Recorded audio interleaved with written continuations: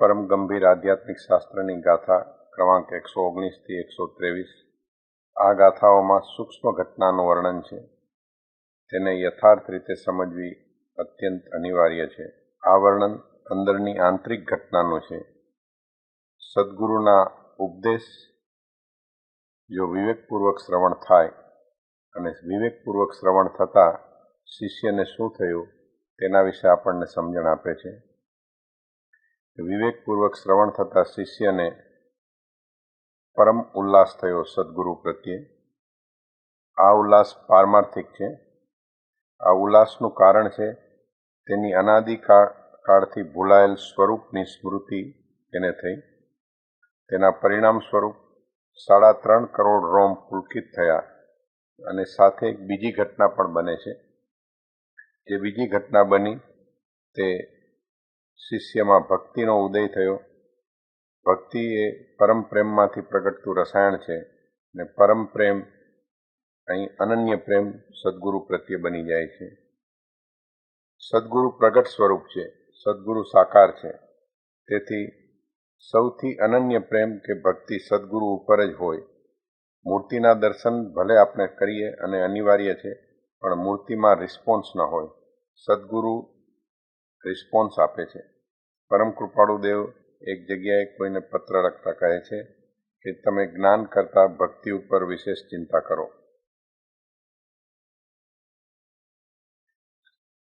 ફરીવાર રિપીટેશન્સ થાય છે। સદ્ગુરુનો ઉપદેશ બોધમાં પરિણમન થયા પછી શિષ્ય પોતે શું સમજેલ છે તે શિષ્ય નમ્રતાથી સદ્ગુરુને કહી રહેલ છે અને પૂછે છે, હે ગુરુદેવ, મારી સમજણ તો સાચી છે ને? હું જે પણ કંઈ સમજ્યો તે યથાર્થ છે? મારી ભૂલ નથી ને? આમ વિચારી અને શિષ્ય સદ્ગુરુને ઉલ્લાસપૂર્વક તેને જે બોધ પ્રાપ્ત થયો તે બોધમાં શું સમજ્યો તે વાત કરે છે। સામાન્ય રીતે ગુરુ કહેશે શું અને શિષ્ય સમજે શું, બંને વચ્ચે મનમેળ હોતો નથી। જે પણ કંઈ સમજ્યો છે તે ખરું છે, યથાર્થ છે, સમ્યક છે, આ વાતની મોહર જો સદ્ગુરુ મારે તો જ તેની શિષ્યની સમજણ સાચી, અને જો સદ્ગુરુ હા કહે તો જ શિષ્ય અને સદ્ગુરુ વચ્ચેની સંધિ બને અથવા તો તેનો તાળો મળે। શિષ્ય અહંકાર રહિત થઈ પોતાની સમજણનો તાળો શિષ્યએ મેળવવો જોઈએ। 6 પદનો સ્વીકાર કરી પરમ સત્ય, યથાર્થ સમજણ, આપેલ બોધ, અનંત જ્ઞાનની આપેલ સમજણ જો સદ્ગુરુ હા કહે તો જ બોધ અને નહીતર તેને જ્ઞાન અથવા માહિતી સમજવી। અહીં શિષ્ય 6 પદમાં શું સમજ્યો તેનું નિવેદન સદ્ગુરુ પાસે કરે છે। કહે છે, અનંતકાળથી હું સમજ્યો નથી, કારણ કે આગ્રહ અને અહંકારમાં રહેલો છું। પ્રભુ, તેનાથી હું દુઃખી થઈ ગયો છું।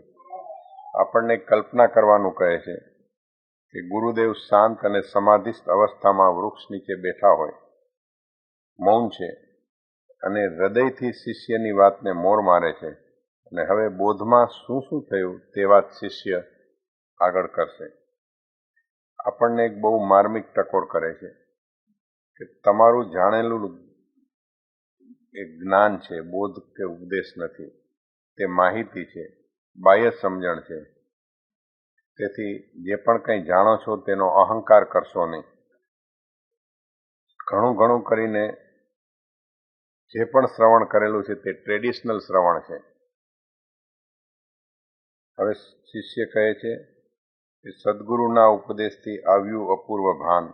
એ શું અપૂર્વ ભાનમાં આવ્યું? તો પહેલાં કહે છે આત્મા નિત્ય છે અને આત્મા શબ્દથી જ પેલી ઘટના ઘટી। અત્યાર સુધી આપણા લિસ્ટમાં બધું જ હતું, પણ એક આત્મા નથી। હવે મળ્યો આત્મા નામનો શબ્દ, ભાન થયું કે હું દેહ નથી પણ આત્મા છું। મારું નીચપદ મારામાં જ છે। દેહ, ઇન્દ્રિય, પ્રાણ અને મન તે હું નથી। ઘટના ઘટી, જે ઘટના ઘટી તેમાં અજ્ઞાન ગયું તેથી મિથ્યાત્વ ગયું અને શિષ્યમાં ધન્યતા પ્રગટ થઈ। સંસાર અજ્ઞાનના કારણે હતો તે પણ દૂર થયો। પ્રભુ, અજ્ઞાન જતાં મારા કસાઈ ગયા અને આવું અદ્ભુત કામ થયું। અજ્ઞાન દૂર થવું તેનું નામ જ મોક્ષ। શિષ્યનું અજ્ઞાન જતાં આત્મભાન થતાં અત્યંત ઉલ્લાસિત થયો છે। કહે છે, પ્રભુ, હવે મારો દેહાધ્યાસ છૂટી ગયો છે, આત્માનો નિર્ણય થઈ ગયો અને હવે દેહ રહેશે, પણ થર્ડ પાર્ટીની જેમ જ દેહ રહેશે. મારો દેહાધ્યાસ, દેહ સાથેની તન્મયતા ઘટી ગઈ.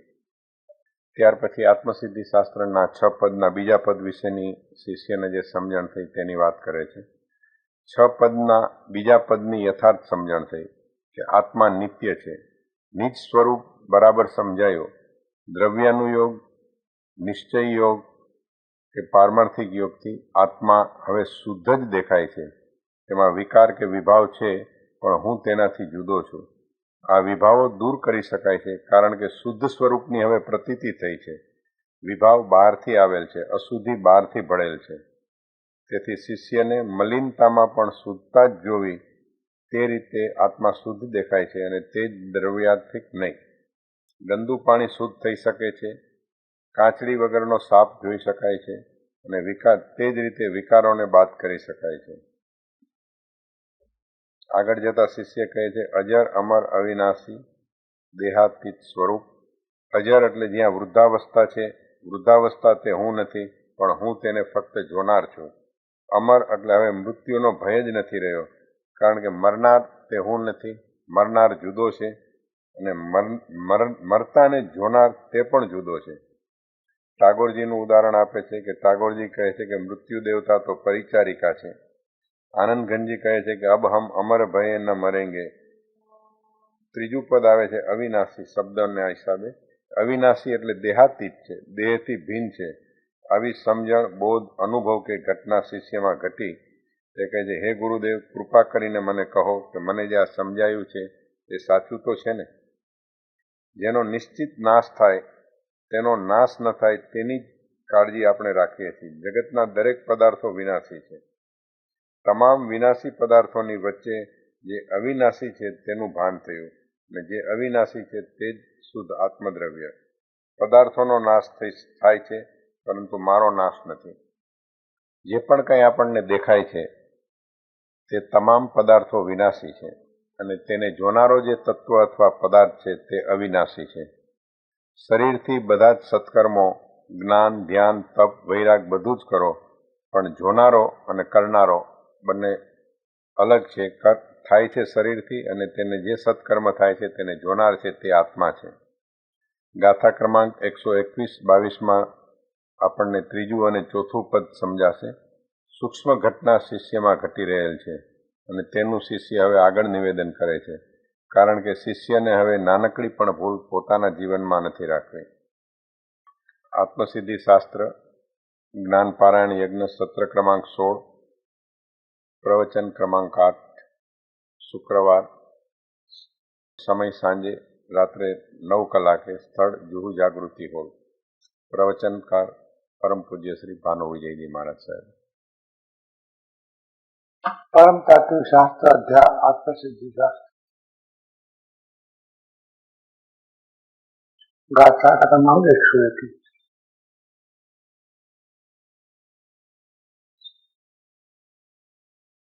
તમામ પ્રયત્નો સમજણને સાચી કરવા માટે. સમજણ સાચી તો થાય જીવનને બધી ભૂલો સુધરી જાય, અને સમજણ ખોટી ન હોય તો જીવનમાં બધી જ ભૂલો થાય.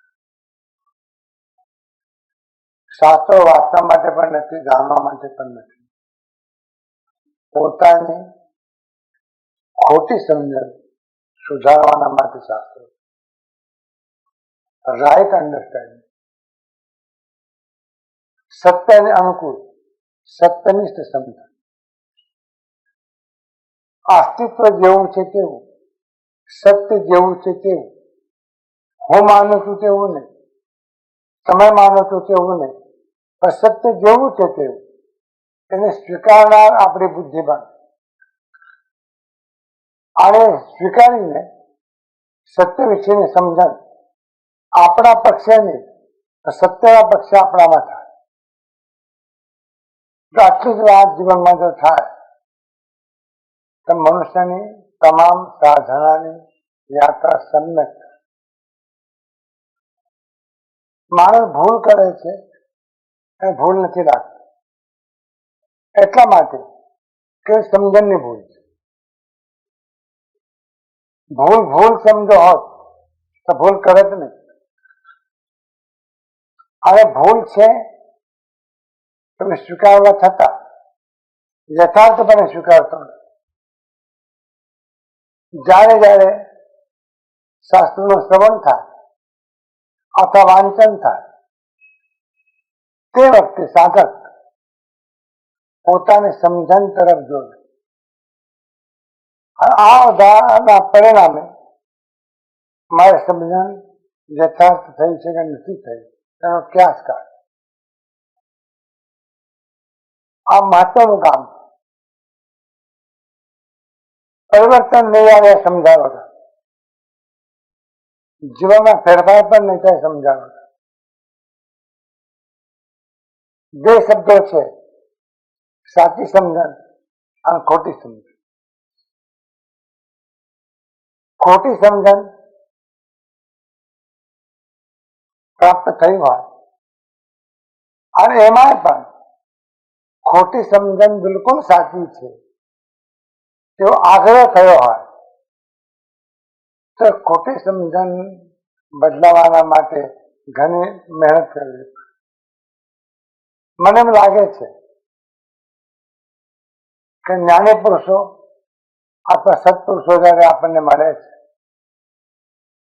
તો એનો મોટા ભાગનો સમય આપણે ખોટી સમજણ દૂર કરવા માટે જાય. આપણે ખોટી સમજણ દૂર કરી શકતા નથી. એમનો યોગ સફળ થતો. જો લોઢું પારસમાં નડતાની સાથે સોનું બની જાય તો પારસમાંમાં સામર્થ્ય છે. તો જીવંત જ્ઞાની પુરુષ પ્રાપ્ત થયા પછી તેના પરિવર્તન ના આવે. આવવું જોઈએ પણ નથી આવવું. ત્યાં પણ એની સમજણ ન રહે, ત્યાં પણ સમજણ ન રહે. અને એટલા જ માટે જ્ઞાની પુરુષ સમજણની સાથે પોતે તાલ મેળવતો નથી.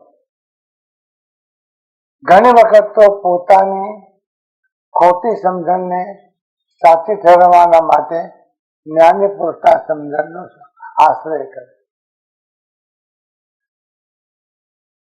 આ ભૂલ જેને સુધારવી છે અથવા જેને સુધારવી અને વિનમ્ર જે બનાવે છે, આવો વિનમ્ર સાધક એ શિષ્યત્વ પ્રાપ્ત કરી શકે. સદગુરુ ઉપદેશ આપ્યો, બોધ આપ્યો, ઉપદેશ આપ્યો, પણ જાગૃત શિષ્ય પોતાના અંતરનું અવલોકન કરે. મારી પાસે બુદ્ધિ છે, વિચાર કરવાની ક્ષમતા છે, સમજણનું બળ છે, શાસ્ત્રોનું જ્ઞાન છે અને સદગુરુ ઉપદેશ જયારે આપ્યો એના પહેલા મેં ઘણા ઉપદેશો સાંભળ્યા પણ છે અને જ્ઞાનનો સંગ્રહ પણ કર્યો. એમાંથી મારી તૈયાર થયેલી સમજણ અને મારા સદગુરુએ આપેલો ઉપદેશ એ બે વચ્ચેની તાલમેલ છે. પ્રામાણિક શિષ્યને આ તાલમેલ મેળવવો છે. એટલે એનો આગ્રહ ગયો, જાણ પર અભિમાન ગયું. હું જાણું છું એ મિથ્યા અહંકાર ગયો. હું જે જાણું છું એ સાચું છે એવો કદાગ્રહ પણ ગયો. સાચું જાણવા માટે મારી પૂરી તૈયારી છે એવી તૈયારી પણ કરી અને સાચું જાણવા છતાં વર્ષોથી પંપાળેલું ખોટું જાણેલું છોડવું હોય હિંમત પણ એનામાં.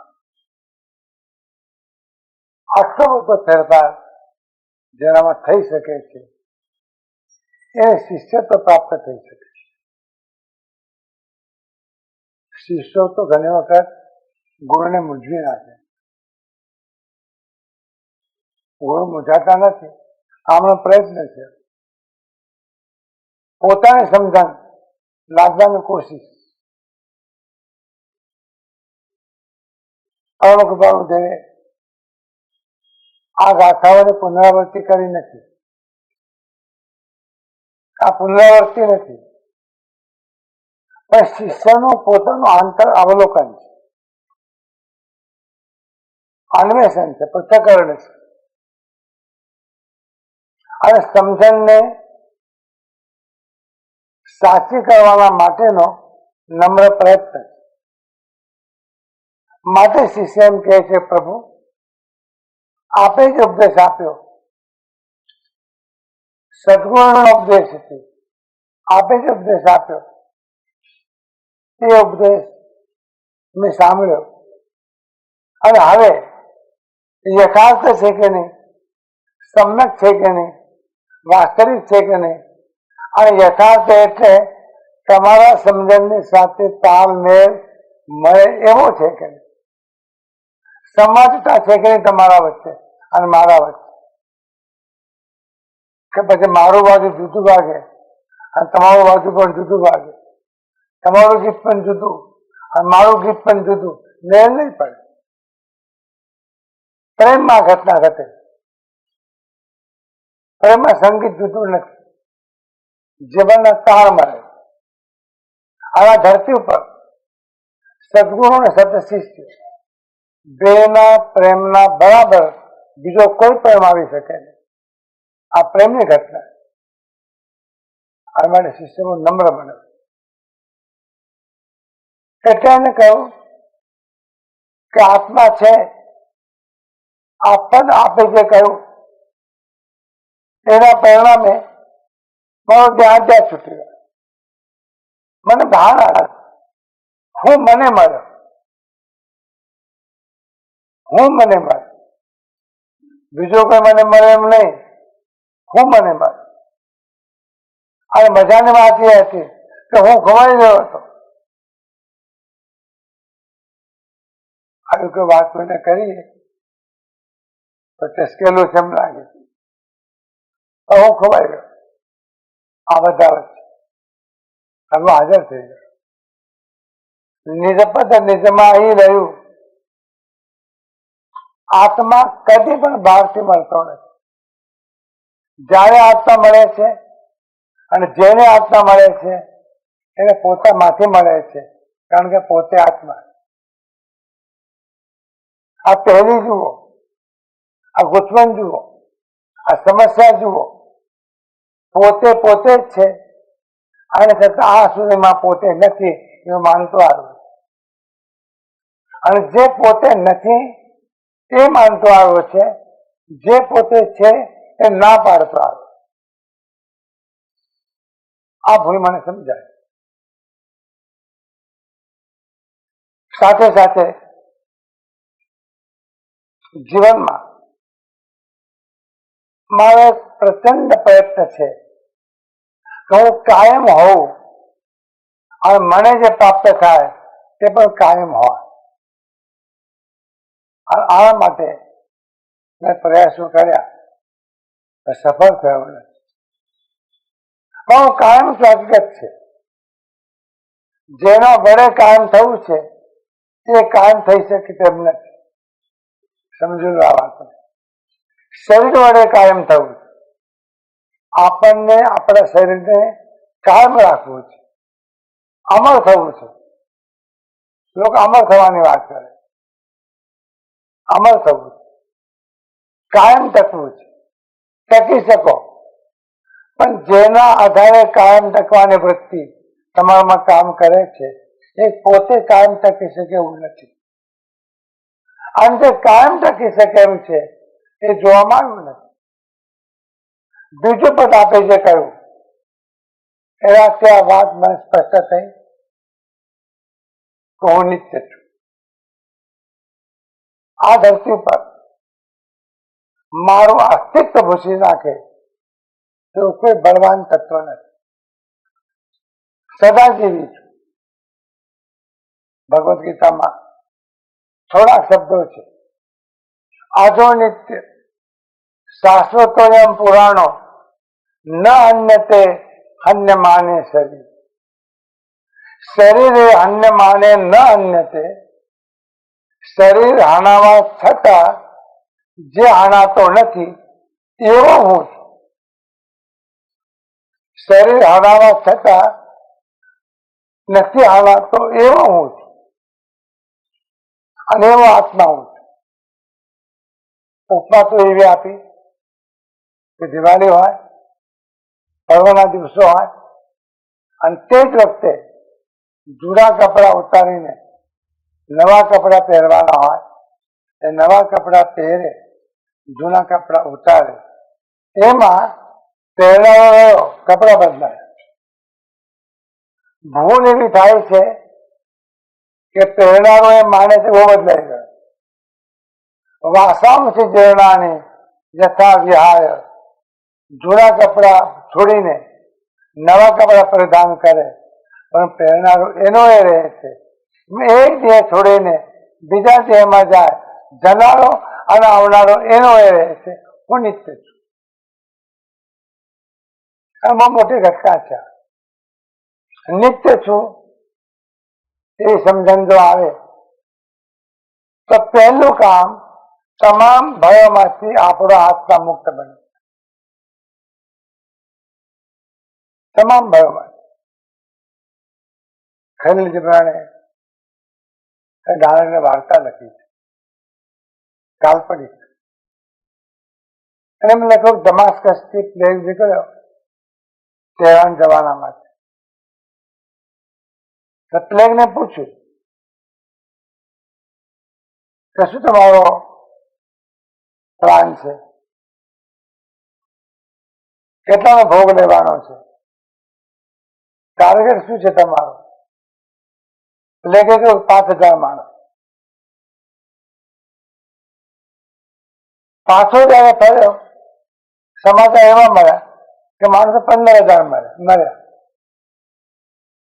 એટલે એને કહ્યું તમે ગયા ત્યારે ટાર્ગેટ 5000 નો, મળ્યા 15000. પ્લેગે કહ્યું મારાથી 5 જ મર્યા છે, બાકી ભયથી મર્યા, મારાથી નહીં. આપણા આખા જીવનને મૂંઝવી નાખતા પરિબળ પર આપણે જીવીએ છીએ. આપણે જીવનનો આનંદ નથી, ભય વચ્ચે આપણે જીવીએ. હવે તો લોકો એમ કહે છે મુંબઈમાં સવારે ઘરેથી નીકળ્યા પછીમાં પાછો આવે ત્યારે હાથો. આટલા ભય વચ્ચે શું પાડે? આ ભયના કારણો છે. જેના પર ભય છે એ ભયમાંથી મુક્ત થાય એવો આપણો ખોટો પ્રયત્ન. ભરતૃએ કહ્યું કે સર્વમ મસ્ત ભયાન્વિતમ ભવિનૃણામ વૈરાગ્યમેવા ભય. જગતમાં જેટલી વસ્તુઓ છે એ બધી ભયથી મુક્ત નથી. શરીર છે તો રોગનો ભય, કુળ છે તો ક્ષય થવાનો ભય, પૈસો છે ચાલ્યા જવાનો ભય, પાંડિત્ય છે વાદ વિવાદનો ભય, મોટું બોરું કુટુંબ છે આપીએસનો ભય. ભય વચ્ચે જીવીએ અને ભય વચ્ચે જીવીએ છે એનું કારણ આત્મા નિત્ય છે એની પ્રકૃતિ. શું તમને લાગે છે આત્મા છે, આત્મા નિત્ય છે, આત્મા નિત્ય છે બોલીએ એટલે કે આત્મસિદ્ધિ થઈ ગઈ? આ રિઝલ્ટ કોઈ પણ સંજોગોમાં જેને ભય લાગતો નથી. રોગનો ભય નહીં, વૃદ્ધાવસ્થાનો ભય નહીં, મૃત્યુનો ભય નહીં, ઇષ્ટયોગનો ભય નહીં, હાનિના સંયોગનો ભય નહીં, પ્રાપ્ત થયેલું જશે એનો ભય નહીં. બસ નેચર સ્વાભાવિક છે, આ થવાનું છે. બાળક જન્મ્યો, યુવાન થયું, ગરડું થાય અને છેલ્લો રોડ પર નીકળે, સ્વાભાવિક. તો આ બધા વચ્ચે જે મનકા ભરે પણ ધોળો એનો એમ શરીર બદલાય પણ આત્મા એનો આવી પ્રતીતિ જેને થઈ છે એને આત્મા નિત્ય છે એમ સમજાયું એમ કહેવાય. પ્રયત્ન કરજો. શિષ્યનું નિવેદન છે અને એ નિવેદનના કારણે શિષ્યને બહુ સ્પષ્ટ વાત સમજાય કે દેહનો ધર્મ જુદો છે અને આત્માનો ધર્મ પણ જુદો. એમ પણ સમજાયું કે વિનાશી દેહમાં અવિનાશી આત્મા બેઠો પણ ટાઈમ નહીં. પ્રવાસ કરતા હો અને ગાડી લેટ હોય, અડધી કલાક ત્યાં ખોટી થવું પડે, પણ કાયમ તો નહીં. એમ શરીર વિનાશી છે, એ વિનાશી દેહમાં અવિનાશી આત્મા આવ્યો છે. देह विनाशी हूं अविनाशी अपनी गति पकड़ेंगे, नासी जासी हम स्थिरवासी चोखे भय निखरेंगे, अब हम अमर भय न मरे. स्पष्ट થઈ ગયું. કોઈ ભય નહીં રહે, તમને પણ નહીં રહે. આ સ્પષ્ટ થશે તો અત્યારે સાંભળો તો છો, ભયમાંથી મુક્ત નથી. અત્યારે આ પણ પાડો છો પણ ભયમાંથી મુક્ત નથી. કારણ કે આત્મા નિત્ય છે, એની પ્રતીતિ થઈ ગઈ. કહો છો ખરા આત્મા નિત્ય છે, તો પ્રતીતિ નથી. પ્રતીતિ એક અદભુત ઘટના છે અને એટલા જ માટે આનંદે કહ્યું કે યહ જીવ સદા વિનાશી મરમર જાય શરીર. શરીર જવાનું છે, તમે એને કાયમ રાખવાના માટે ખોટી મહેનત કરો. લોકો એમ કહે છે કે થોડાક આત્માઓ અમર છે ધરતી ઉપર પણ ફર્યા કરે. તે અમર છે માટે ફર્યા કરે. એક કાગડો ગુફા પાસે ઉભો હતો, ત્યાંથી કોઈ માણસ નીકળ્યો. કાગડાએ એ માણસને કહ્યું મારી હાલત બહુ બુરી છે. કેમ? તો મને વરદાન મળ્યું અમર રહીશ અને મારી મૂછવાનો પાર નથી. એના કરતા મરવાની તકો તો વધારે સારું. દેહથી અમર થઈ શકાતું નથી અને અમર તત્વ ત્યારે પણ મરતું નથી. તો દેહ વિનાશી અને હું અવિનાશી, આવો પ્રગટ અનુભવ આત્મા નિત્ય છે. એ આપે જે પદનું વર્ણન કર્યું એ સાંભળ્યા પછી મળે છે.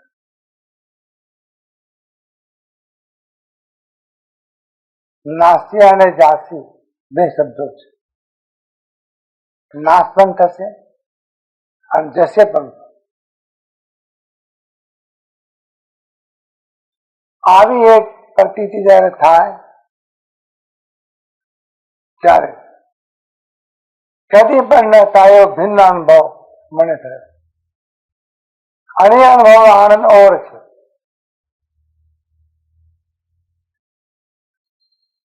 આવો અનુભવ પ્રાપ્ત થતા જીવનમાં સમાધાન. ત્રીજું સૂત્ર ગુરુદેવે કહેલું કે આત્મા કર્મનો કર્તા છે અને આત્મા કર્મનો ભોગતા છે. વ્યાપક નિયમ છે જગત. તમને જે ભોગવવાનું પ્રાપ્ત થાય છે એ તમે જે કર્યું છે તે પણ. સાદી કહેવત છે ગુજરાતીમાં, વાવ્યું તેવું લણશું, વાવે તેવું લણે. વાવે બાજરો, લણવા જાય જીરું નહીં મળે. હવે સાંભળ્યું કે 1000 રૂપિયા કિલો જીરું છે અને બાજરો 100 રૂપિયા મણ છે. લણવા જાય લણે શું? મોડમાં બાજરો વાવેલો કરાલ કમાન નહીં મોક્ષ. આ સિદ્ધાંત સ્પષ્ટપણે સમજાય તો મનુષ્યની સમગ્ર જીવન યાત્રા સુખમય થાય. એ પ્રસન્નતાથી હસતો હસતો ગીત ગાતો ગાતો પસાર. કોણ જાણે આપણે કોયલ ટવકારો ભૂલી નથી, મોર ટવકાર કરે છે, બાળક હજુ ગુણગુણ કરે છે. એક આપણે જેવા છીએ કે ગાથું ચડાવેલું રાખીને જઈએ. થયું છે શું?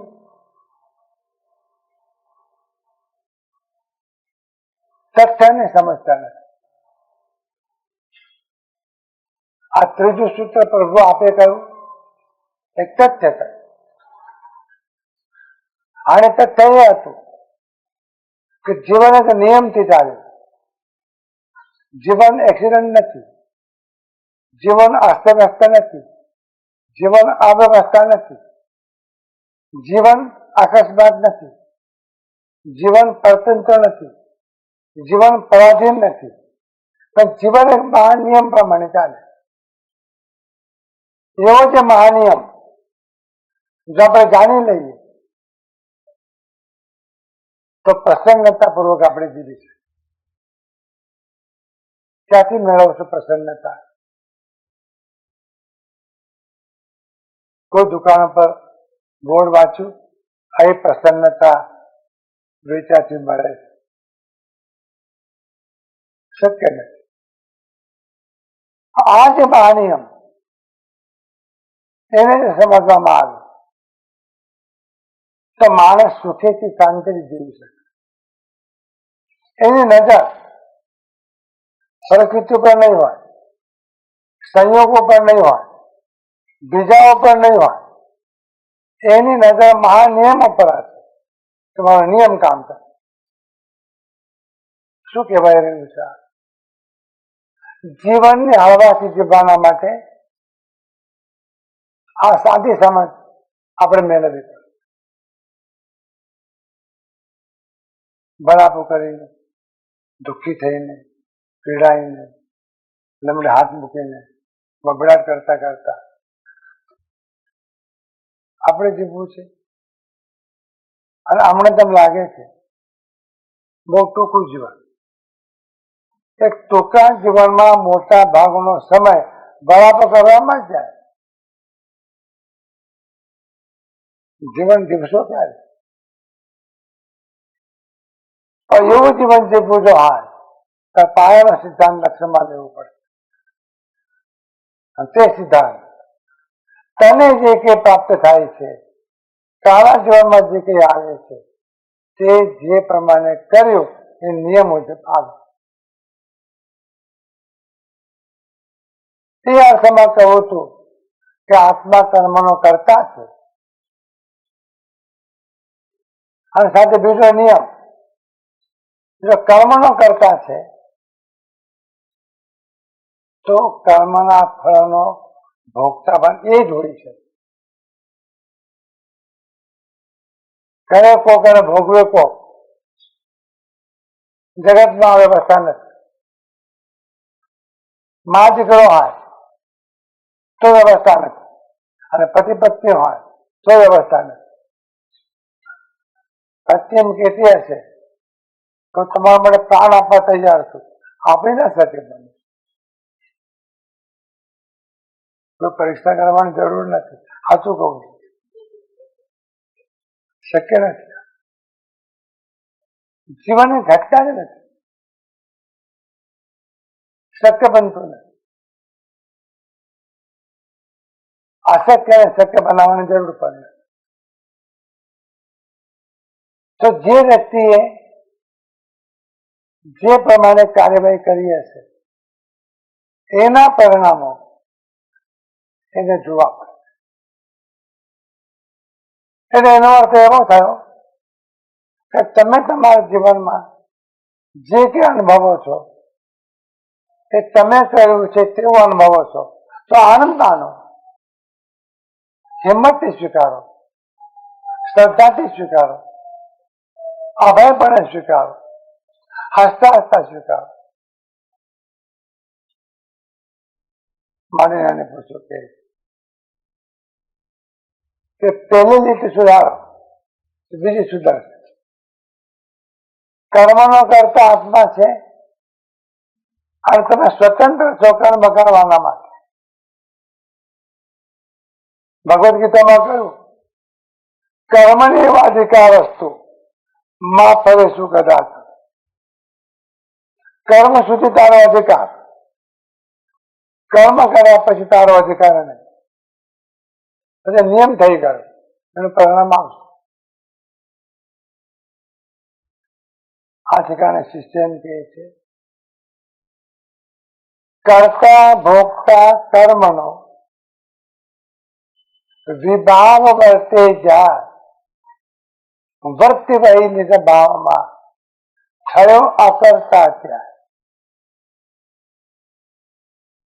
આત્મા કર્મનો કરતા છે, આત્મા કર્મનો ભોગતા છે. એ સદગુરુ ઉપદેશ જયારે આપ્યો તે વિસ્તારથી આપ્યો. એને ગાથાઓ ઘણી હતી. એ ઘણી ગાથાઓનો સાર નિચોડ આ શિષ્ય ગાથામાં યાદ છે. આત્મા કર્મનો કરતા છે, ઘણી ગાથાઓ છે. અને આત્મા કર્મનો ભોગતા છે, એની પણ ઘણી ગાથાઓ. શિષ્ય એ બધા નિષ્કર્ષ એક ગાથામાં આપે. એમ કે છે કે આત્મા કર્મનો કરતા છે ના નહીં, અને આત્મા કર્મના ફળનો ભોગતા છે એમાં પણ ના નહીં. પણ આ ખેલ ક્યાં સુધી ચાલે છે, આ વિના ક્યાં સુધી બને છે, આ ઘટના ક્યાં સુધી ઘટે છે, ક્યાં સુધી આ કર્મ કરે છે, ક્યાં સુધી કર્મના ફળ ભોગવે. જવાબ અડધી લીટીમાં વિભાવ વર્તે જાય. જ્ઞાનીઓની ખૂબી છે. જ્યાં સુધી વિભાવ છે, આ શબ્દો કાયમ માટે સમજી લો. આવા પ્રકારના પ્રવચનો તમે સાંભળવા જ્યારે બેસશો ત્યારે સ્વભાવ અને વિભાવ બે શબ્દો આવ્યા વગર નહીં. એક તો અભાવ નથી, એક છે વિભાવ.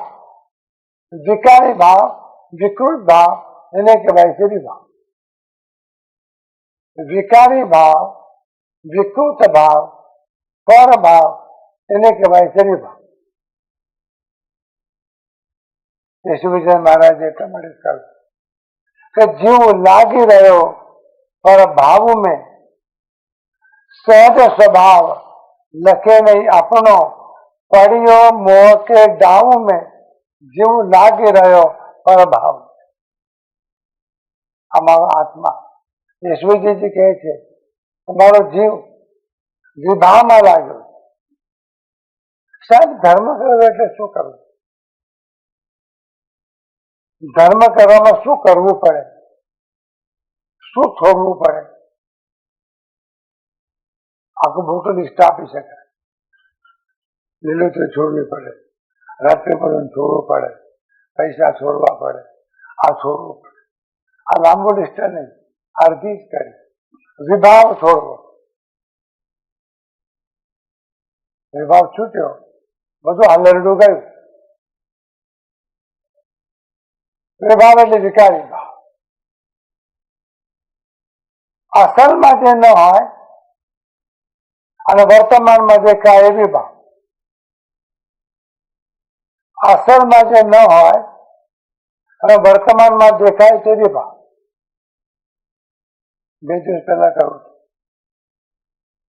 આગને પ્રગટાવો અને ધમાડો થાય તો ધમાડો એ અગ્નિનો સ્વભાવ નથી. અગ્નિનો સ્વભાવ એટલે પ્રકાશ. ધમાડો આવ્યો ક્યાંથી? તો એ પાણીના ઘરથી. લાકડા ભીના છે, એ પ્રગટાવ્યા છે, એમાં જ ધમાડો. લાકડા સુકાઈ જાય, ધમાડો ના. વિભાવ છે તો કર્મનું કર્તાપણું છે, કર્મનું કર્તાપણું છે તો કર્મનું ભોગતાપણું છે. હવે આ બંને જો હોય તો સંસારનું યાત્રા અવિરતપણે ચાલ્યા છે.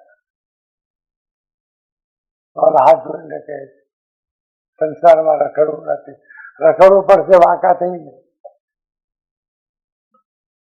ક્યાં જઈ હાથ જોડે શું કરે? વિભાવ વર્તે જાય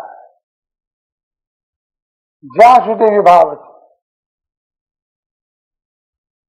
આત્માનો પોતાનો સહ સ્વભાવ, જ્ઞાન, શ્રદ્ધા, ચારિત્ર, એ સિવાય આત્મામાં જે કઈ દેખાય તે વિભાવ. આ એક સાધના છે. શાંતિથી બેસો, પછી અંદર જુઓ શું ઉઠે છે. જ્ઞાન ઉઠતું હોય, શ્રદ્ધા ઉઠતી હોય, ચારિત્ર ઉઠતું હોય, કરુણા ઉઠતી હોય, પ્રેમ ઉઠતો હોય, શ્રદ્ધા ઉઠતી હોય, સંભાવ ઉઠતો હોય, શાંતિ ઉઠતી હોય, પ્રસન્નતા ઉઠતી હોય, યુ આર રાઈટ. આ સ્વભાવ. ઈર્ષા ઉઠતી હોય, દ્વેષ ઉઠતો હોય, તિરસ્કાર ઉઠતો હોય, અહંકાર ઉઠતો હોય, સમથિંગ ઇઝ રોંગ, કઈ ગડબડ. તમારો સ્વભાવ ન હોય.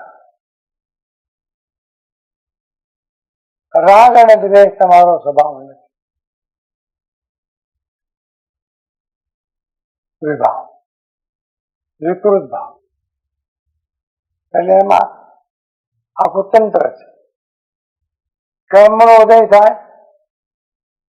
આત્મા જાગ્રત ન હોય, ઉદયને આધીન થાય, આ રાગ દ્વેષ કરી. આ વિભાવ છે ત્યાં સુધીમાં આત્મા કર્મનો કરતા પણ છે અને આત્મા કર્મનો ભોગતા પણ. શિષ્ય પોતાની સમજણ કેવી થઈ છે એની વાત સદગુરુ પાસે રજૂ કરી રહ્યા. વિભાવનો અર્થ મિથ્યા, દર્શન મોહ. એ તમને વારે વારે કહેવાયું છે કે કર્મ અનંત પ્રકારના છે, અનંત પ્રકારના કર્મ. એમાં મુખ્ય હાથ અને એમાં વડું જબરું. કુટુંબમાં વડા હોય જબરા તો માનતા રાખવું પડે એમ. તમે આગા પાછા થાવ, આટલી મોટી પડી થાય. આ કર્મોની અંદર સૌથી મોટું વડું મોહની, અને મોહનીયમાં પણ સૌથી વડું દર્શન. શાનો અર્થ એવો થયો? આખા કર્મતંત્રની ધરી એક જ દર્શન. એને મિથ્યાત્વ છે. એ વિભાવ અને એના કારણે કર્મનો કર્તાપણું પણ છે અને કર્મનો ભોગતાપણું.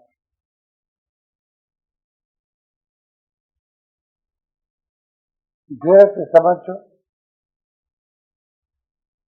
જ્યારે આત્મા વિભાવમાં પરિણમે છે, વિભાવમાં રમે છે, વિભાવને આધીન થાય છે, ત્યારે જ કર્મનો કરતા બને. કર્મનો વાત છે જ નહીં અને કર્મ સીધા તમારા સંબંધમાં આવતા નથી. કર્મને આવવાનો રસ્તો આપણે તૈયાર કરી આપીએ. કહીએ છીએ હવે સાહેબ નેશનલ હાઈવે રેડી, બધા આવો. ખબર નથી પડતી. આપણે રાગ કરો કોઈના પ્રત્યે, કર્મોને આવવાનો રસ્તો ખુલે. દ્વેષ કરો કોઈના પ્રત્યે, કર્મને આવવાનો રસ્તો ખુલે. ઈર્ષા કરો કોઈને, કર્મને આવવાનો રસ્તો ખુલ્લો. મન બગાડો કોઈનું જોઈને, કર્મને આવવાનો રસ્તો ખુલ્લો. કોઈ દુઃખી થાય વિચાર કરો, કર્મને આવવાનો રસ્તો ખુલ્લો.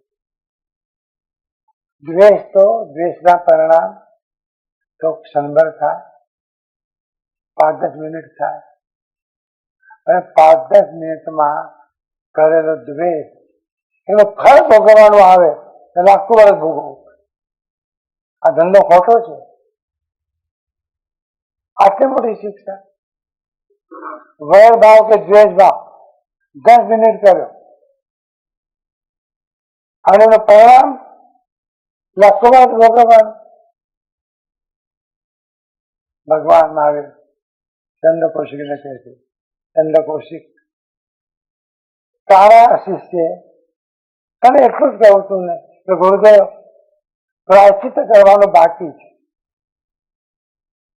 વહી બોલવાનું બાકી છે, આ તો તને યાદ કરાયું, તારા ભલા માટે યાદ કરાયું. ગુરુને પ્રાયશ્ચિત ભૂલી ગયા અને એમાં તને ગુસ્સો આવ્યો અને તો મારવા દોડ્યો, થાંભલે અથડાયો, પણ રહેતો હા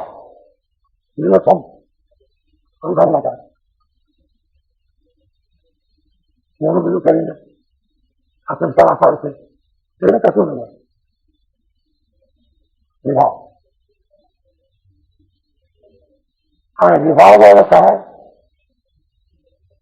પહેલા કહું છું કે ચેતન જો નિજ ભાનમાં,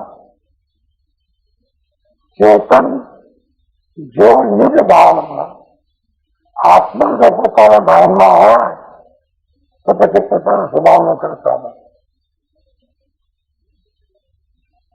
આટલી બધી સ્પષ્ટતા આ પંચમ કાળમાં પણ જાણવા મળે છે. અને લોકો ડાઉટ કરે છે મોક્ષ છે કે નહીં.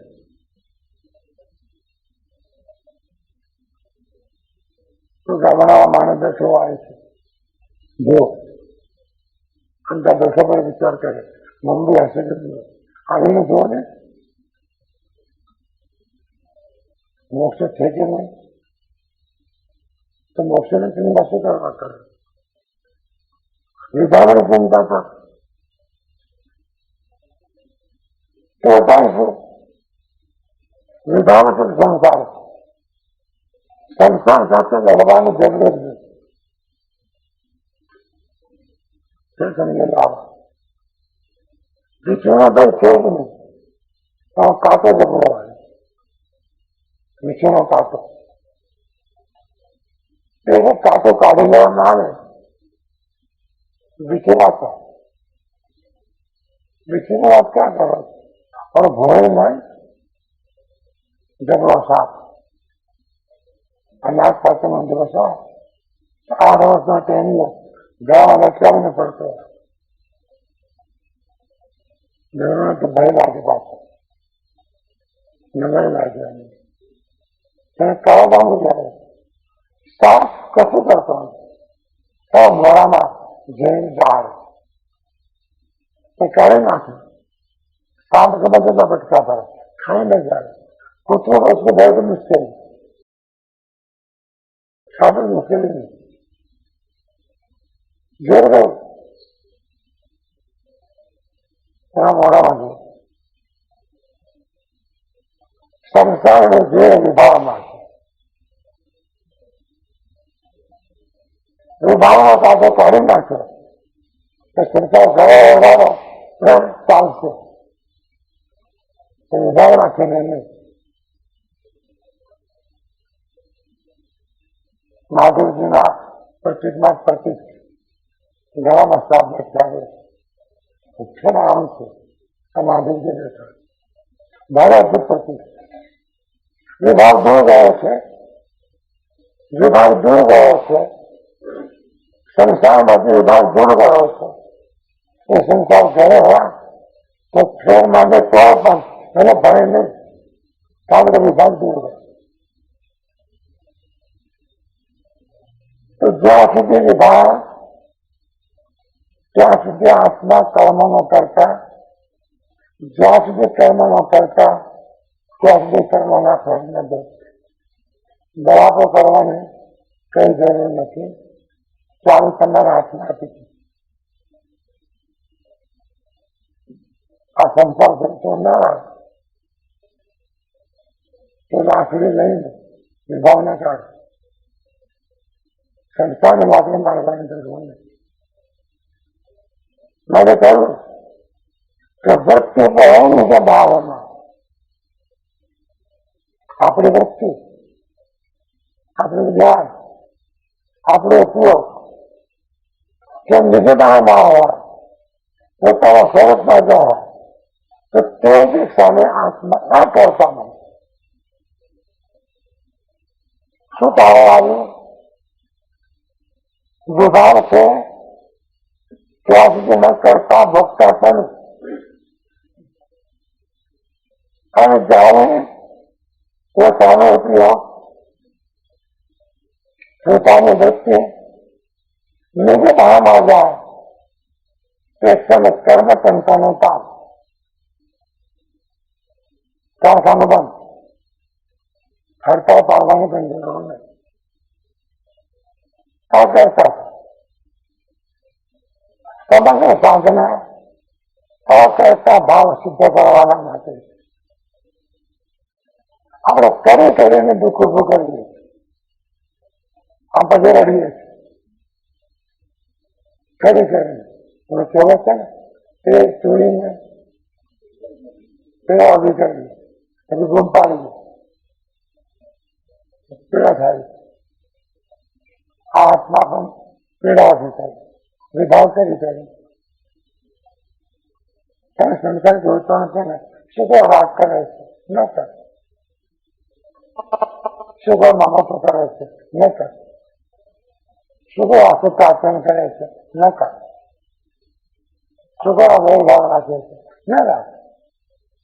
આવ કરવું છે અને સંસાર જોઈતો નથી નહીં જાય. वस्तु है निज भाव में भीतर जाना है. वही बड़े में भाव आवे. सामग्री ने घटो घर में को आवे पण जे आवे आवे तो बाकी सब ऊंचू करे. आंख बंद उगड़ी जाए. सामायिक बात तो रही सकते नहीं. आखिर ढीला चाले बाकी सामायिक रीते बरगोड़ निकल न रही सके. चोर लोग बगल में नाखे न जरा देखा ही नहीं बात वरघोड़ो चलो दिखलाई कर तो बाजी सामायिक करता करता अरे सामायिक तो बीजी करते. अब वरघोड़ो क्या सुबह मर कह केवं કે જવાબ કરો. હાથે કરીને આ સંસાર પીડા ઉભી તમે કરો. તમે કરો વિભાવ કરે સંસાર ઉભો. અને આ ખેતી જતરી છે. શેર બજારના ભાવ વધે તો 1000 રૂપિયાનો ખેલ, और વિભાવનો ભાવ વધે તો કરોડો જન્મોનો ખેલ. 70 કોરાગોળી સાગરો પણ એક પળમાં આટલો બધો સટ્ટો તો ક્યાંય થયો નથી. સાહેબ જુગાર રમાતો હશે આટલો મોટો ઉપરથી મોહ વિકલ્પથી સમજતા સંસાર આખો સંસાર ઉભો થાય. વિકલ્પ ભિન્ન વિકલ્પ કરતા કેટલી વાર થાય. આ ગાડીને બી લાવ્યો છે ને હવે મફતી વાળા કહો તારું શું કરવું છે? આટલું બોલવાને કઈ જરૂર કરે? જોજો એક દિવસ આ ભટકાશે ગાડી તૂટી ગઈ રાજુને બેઠો.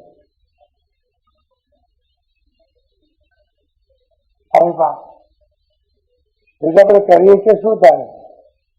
આ સ્વાધ્યાય જાણવું કભી કભી 24 કલાક લીધા. વૃત્તિને વાળો પાછી વાળો તે મોટી સાધન તે સ્પષ્ટ થાય છે. ત્યારે મહારાજ હવે શું કરવું અમારે? લો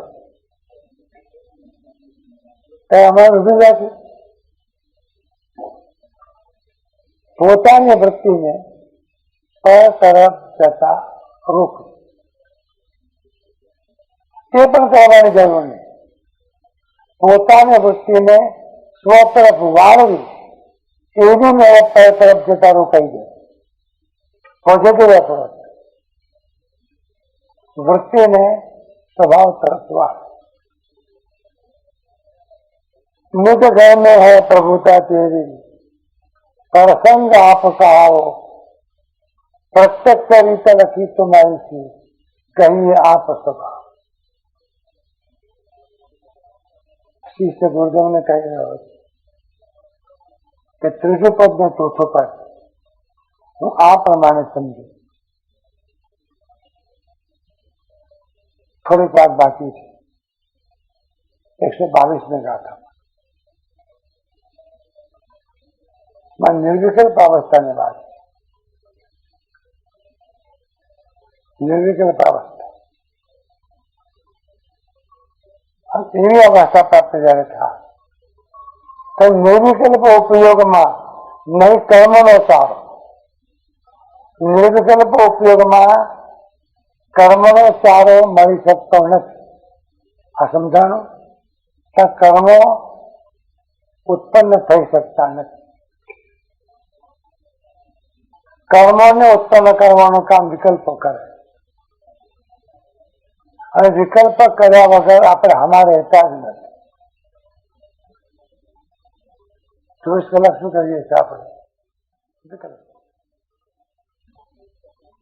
અમે ગામડામાં હતા રામજીભાઈ કહે ભાઈ 85 વર્ષની ઉપાસમાં સુવા ઘરે કે સુવા નથી. રાતના ગમે ત્યારે અમે પૂછીએ રામજીભાઈ 11 વાગ્યા આટલું મોડું થયું શું કરી? કપાસનો ભાવ જાણવા ગયો. કપાસનો ઋણનો ભાવ. ધંધો કરો, ધંધો બંધો શું કરે? ભાવ જાણી ઠીક રહે. ચાલુ થાય આમાં જાય છે.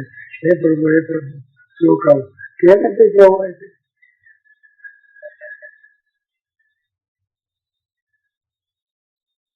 વિકલ્પ સંસાર ઉત્પન્ન કરે.